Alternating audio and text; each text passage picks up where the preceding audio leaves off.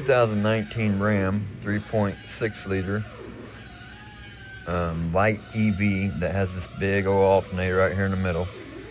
This is the serpentine belt diagram. This pink one over here is for the water pump. This red one is for the alternator EV system. So I put the belt on wrong and it set a slippage code, and then I had to get the belt on right, and I had to go in the scanner and do a belt captivity adaptation reset. That's the only way it would reset that slippage code. You absolutely have to have 2 people, and you have to put a 1/2 inch ratchet with extension right there on this tensioner, and a 1/2 inch ratchet right there below the alternator with a long extension right there.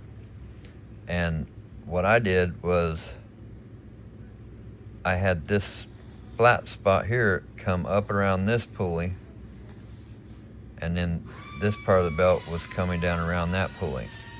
But that's how it goes right there. And if you got that slippage code, you absolutely have to do this belt adaptation reset in order for it to reset that code.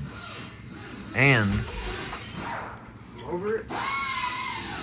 And the code was in, what was that? EV, the module? HCP, hybrid control processor. Hybrid control processor is what the code was in. And whenever you hit modules or whatever, displayed modules and all modules. Yeah, so displayed or fitted modules, which is the one I always hit when I scan a car, it would not pull up that hybrid control module that way. I had to hit all modules. It would not pull it up. I couldn't even go into it to get to this test, to this belt adaptation reset test. So hopefully that helps somebody. This is the first, I did a water pump on this vehicle. This is the first one I did, and I did put the belt on wrong, and it had that slippage code. It was a little bit of a pain in the butt. You definitely had to have 2 people to get that belt on there, because you have to collapse both tensioners at the same time. So hopefully this will help somebody. Thanks for watching. Hope you all have a great day. What everybody doing today? Here we have a 2019 Ram Longhorn, Bighorn 4x4. I just did a water pump. Not all the way down. I just gotta put the serpentine belt on for the alternator and put the hose on, fill up the coolant. But I'm just gonna do a little walkthrough, because this is the first one I've done with this big alternator here. Looks a little intimidating, but it's not bad at all. You got 2 18mm nuts right there and right there, and then you got 1 18 right there. Take those 3 out. Then you got a E-Torx 8 to take out your 2 studs that the 18 nuts were on. Take off that 10mm nut right here that holds the main wire, just to give you a little more wiggle room. Once you got that off, you can pull this whole thing back way over here, and I just took a bungee cord and wrapped around it and hooked it over here. So then that's out of your way. Now, before you do that, of course, you need to drain it and take your intake air hose and stuff off of there. So for the AC compressor belt, it's got a 3/8 drive extension that goes in right there. I just use a 3/8 extension, and 3-inch and a ratchet to get that off. And then for the belt that goes on the back of the alternator, it's a 1/2 inch drive, and it goes in right there. So right underneath the yellow sticker here, goes straight in. It's 1/2 inch drive extension. About a 10 inch in there. And then it's also got a 1/2 inch drive right there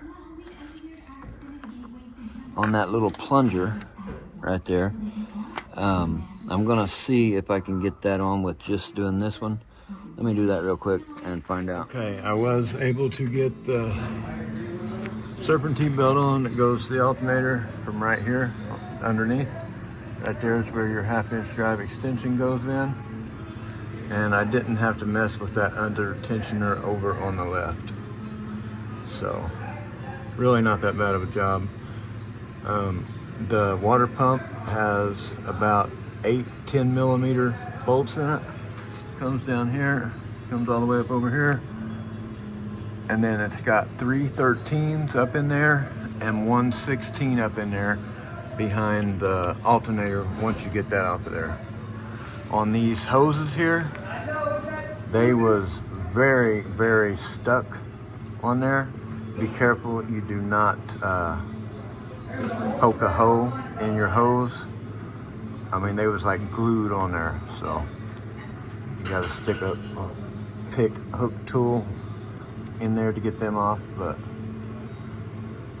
all right, well, hopefully that helps a little bit for somebody. I should have done a full video on it because I didn't see any on YouTube. There might be one on there by the time you see this, but hopefully that'll help give somebody a little confidence or something, because it wasn't that bad. It's the old water pump, just if you want to see like where how many bolts there are and stuff. So from the very bottom, all these are 10s up through here. Then you got a 13, 16, 13, 13, and then 2 more 10s over here on that side. The tools I use, just a dead blow to knock the water pump off there once you get everything off. 18mm 6-inch extension, 1/2-inch drive, ratchet, 10-inch extension, 1/2-inch drive. That's a 13 swivel. A hose pick, something like that, to get those stubborn hoses off there, and be very careful that you do not poke a hole in them. Got a 3-inch 3/8 drive extension, 3/8 ratchet to take off the water pump belt. 13 deep, it does not have to be deep. Got a 16 swivel with a 6-inch extension to get that 1/16 out of the water pump. Some hose clamp pliers, 10mm socket, a little ratchet for torquing them back down, and a E8 for the 2 big bolts in the alternator. Well, the 2 big studs to take them out. Now I just got to fill her up, put the air system back together. She's good to go. Bungee cord to hold the alternator out of the way. Realize I need to do an oil change, and oh my goodness, look at this.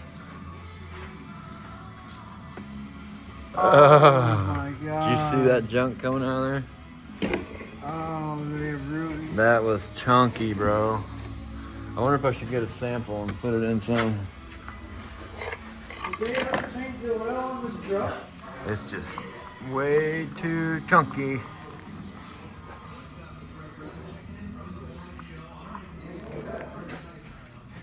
(2019) with 84,000 miles.